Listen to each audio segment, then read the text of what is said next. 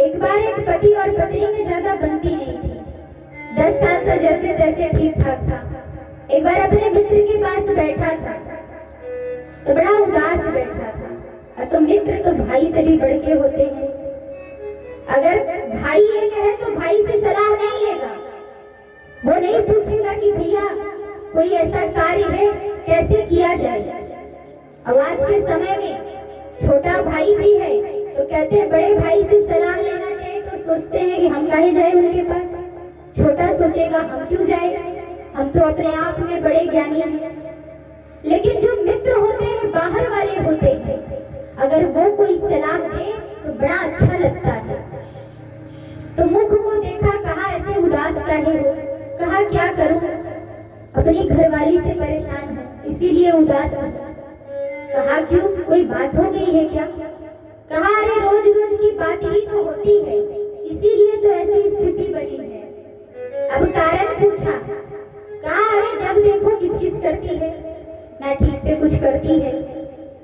कहा सुनो एक रास्ता बताऊं। कहा बोलो। कहा पत्नियों की प्रशंसा करो, बड़ी खुश होती है। कहा अरे प्रशंसा करने लायक कोई काम करे तो करेगा। कहा झूठ मूठ का कर दो, उनको क्या पता है, प्रशंसा करो चाहे जैसे। अच्छा रोज रोज तकलीफ होती हो तो मुंह से अच्छा निकलेगा क्या? दिखावा भी नहीं कर सकते हो। अब जैसे ही पति घर में आया, पत्नी भोजन का थाली लाकर सामने रख दी। पति को मित्र की बात याद आ गई, तारीफ करो। कहा देखता हूँ क्या होता है। जैसे ही नजर पानी की तरफ पड़ी, कहा अरे वाह, ऐसा लगता है पानी नहीं साक्षात गंगा जल ला के रख दिया है। अब पत्नी खड़ी होकर सुन रही थी दरवाजे के सामने। अब नजर रोटियों की तरफ पड़ी जब थाली में, तो कहा अरे वाह, ऐसा लगता है कि ये रोटी नहीं है, ये चांद का टुकड़ा लाके थाली में रख दिया है। अब पत्नी को बड़ा क्रोध आ रहा है।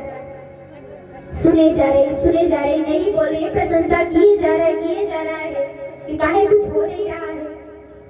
अब पत्नी कहाँ जाती है? रसोई में। और रसोई में क्या मिलता है? कल गुरुजी ने क्या कहा था?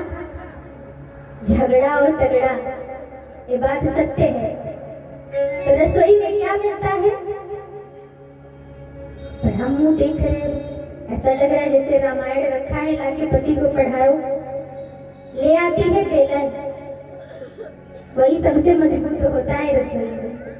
और जैसे ही बेलन लाती है, क्रोध में थी, पति के सर पे दे मारा, इतना मारा। पति ने कहा श्रीमती छोड़ दे, अब जान लेगी क्या? कहा ये बताओ कि रोज रोज प्रशंसा नहीं करता था और आज प्रशंसा कर दिया तो मार रही हो मुझे।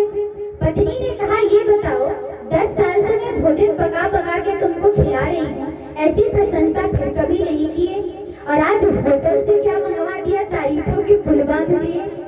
बोलिए श्यावर रामचंद्र की। तो भैया अगर तारीफ भी करो तो सोच समझ कर करो। अच्छा यहाँ तो कोई ऐसी माताएं नहीं है जो अपने पति को ऐसे ही मारती हैं।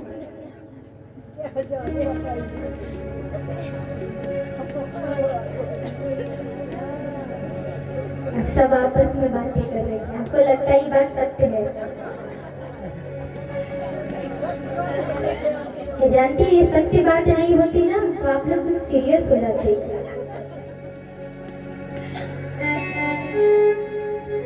कहते हैं ब्रज गलियों में झूम झूम के